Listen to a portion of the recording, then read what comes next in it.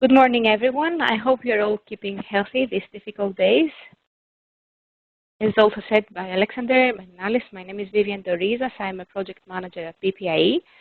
And today I will give a brief overview of the challenges and enablers for those member states that are interested in implementing the iBRoad concept. As the main objectives, starting with the challenges, I should mention here that these are based on inputs collected from participating countries, but also not participating countries that have similar initiatives in place, such as Germany, France, Belgium, Flanders, and Denmark. The guiding steps to a feasibility study will be also briefly presented, and these are based on a literature review on previous work and also inputs collected from the participating countries. According to inputs collected from stakeholders and experts, they have indicated that the main challenges to the design and implementation of the iBRoad concept across the EU are the economic viability, technical feasibility, legal feasibility, and human-related restrictions. Once identifying and addressing these barriers, they can allow a successful implementation of the concept across the EU. Now start seeing each of them one by one. A common challenge for any new instrument that it's to be developed is economic viability, and especially how to finance the different stages of the preparation, the design, the development, the operational costs, and also on the maintenance and evaluation stages. Therefore, national and EU funding opportunities, but also climate funds and funding banks should be thoroughly explored for the different opportunities. As examples, in Flanders in Belgium, the fundings of the similar concept comes from regional government, whereas the model of France is developed primarily by private actors. Through a survey that was carried out in 1,500 households, Alexander already mentioned that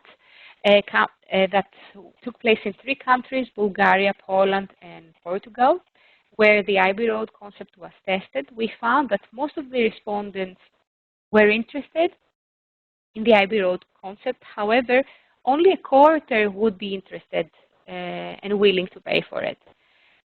Therefore, we should highlight here that it is really crucial challenge for the public authorities to make sure that they incentivize people that are aiming to invest in energy renovation. Another also important aspect is the economic assessment of the business case for energy auditors. And here we should say that it includes the costs of the training of the auditors, of the audits themselves, the registration, the use and purchase, but also the operational costs of any type of calculation or simulation software programs. And these should be financed by either public or private funds, aiming to allow a smooth rollout of the iBRoad concept. The technical feasibility, this is for the iBRoad, we examined the technical aspects that were related to the renovation roadmap and the logbook. The renovation roadmap, as also said by Alexander, provides some detailed, individualized renovation advice to the building owners. And the key elements here to renovation roadmap are the on-site visit and the energy audit, the performance indicators to measure progress, recommendations, tailored recommendations to the building owners, but also simplified summary information. The tools and equipment that are needed by energy auditors should be also taken into account, but also the software that are going to be used and the data needs that will be inserted needs to be adapted in local conditions, also considering language restrictions and also integrated within existing software tools. The other technical aspect, which is the logbook, as also said, is the main repository of building-related information. This could include energy bills, equipment maintenance recommendations, insurance and property obligations. And these are the two main technical aspects that should be explored and looked into detail. And then moving on to the legal and regulatory feasibility, this is another category of challenges to the design and implementation and the European uptake of the iBRoad.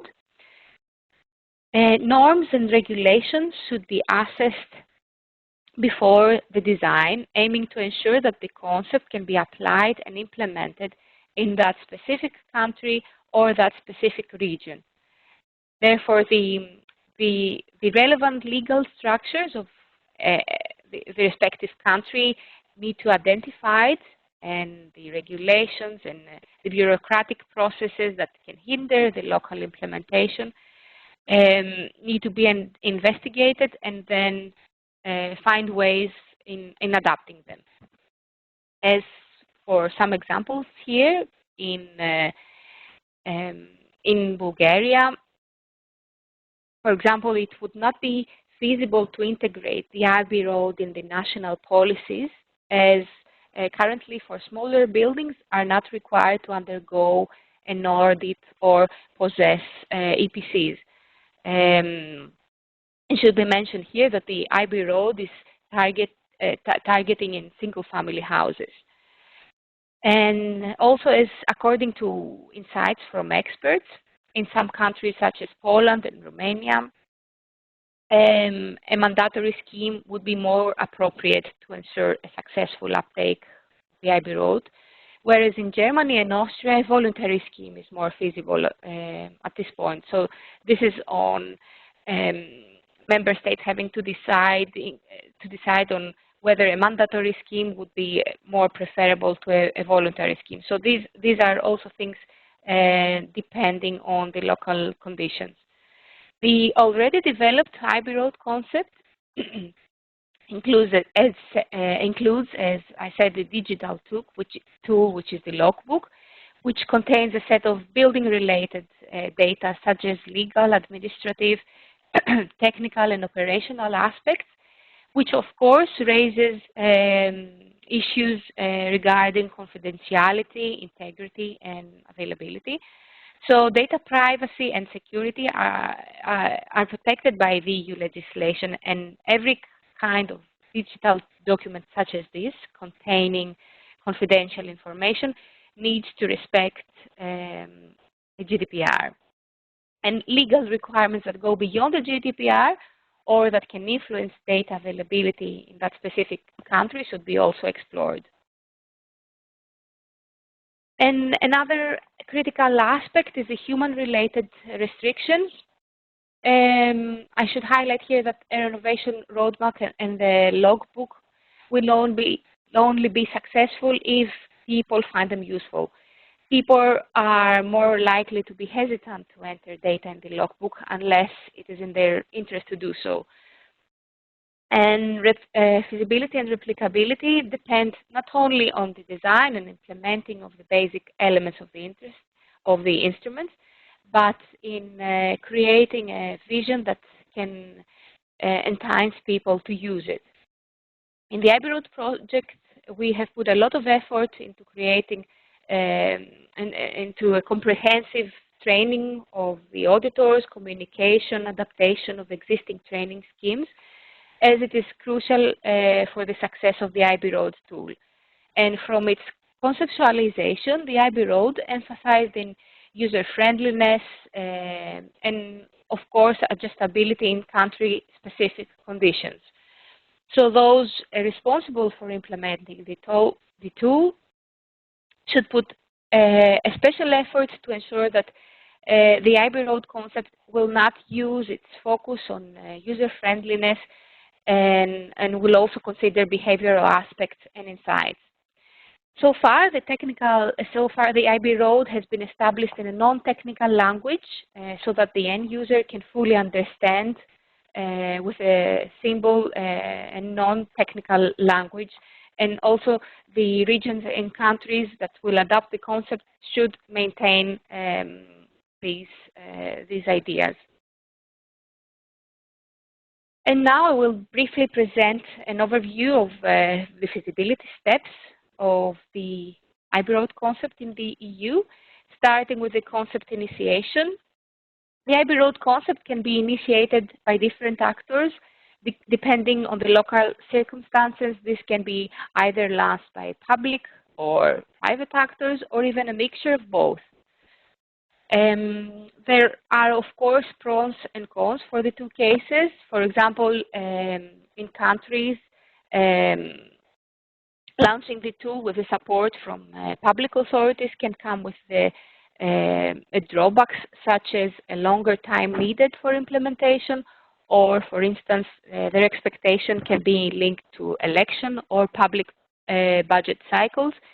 And if the concept is initiated by private actors, this has a main benefit because private actors can have a greater expertise in creating a competitive product, and also private actors may have a better knowledge of the commercialization of the product in the market.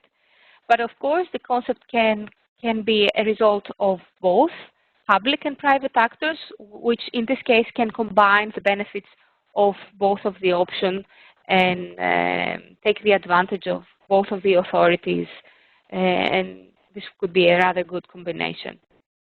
On the preliminary analysis, first of all, we need to define the scope. The iBRoad tools should first outline a plan. This plan would include the aims, what is aimed to be achieved, how is intended to be achieved, and who will be involved, but also how it should be developed. And of course, the definition of the scope should go hand by hand with the local conditions and should be tailored with a national context. A market analysis should come after the definition of the scope, and this could include the investigation of what kind of renovations are performed in the country, what is the situation of the building stock, what is the willingness of the homeowners to invest, what are the renovation services offered by the construction sector, and of course, the understanding of the end user needs. I will explain that in detail in the next slide. And we should not forget of the legal part and the enabling policies, where the iBRoad needs to be accompanied by enabling policies that promote deep renovation and financing mechanisms. And moving on to the end user needs and stakeholder engagement and end user needs and expectations. This is also one of the reports previously presented by Alexander. It is crucial and it is very important to understand the end user needs and expectations and preferences related to the new instrument.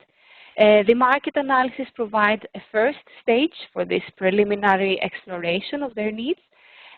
However, this stage covers more in detail the analysis of their needs and expectations, and understanding the behavior, the preferences, and the decision-making process of clients, including the end users and also other stakeholders, is a crucial step to consider.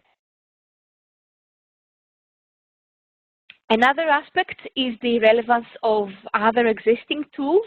So tools, programs, and schemes that already exist in the market need to be explored in order to investigate whether the iBRoad could either build on these existing projects or programs, or could offer a parallel product, or even develop a new independent tool. For example, in some countries such as Portugal or Belgium, this could be linking the iBRoad tools with existing EPC schemes. Another important aspect are the financial aspects. The required resources and potential financial risks to implement the proposed idea ought to be identified.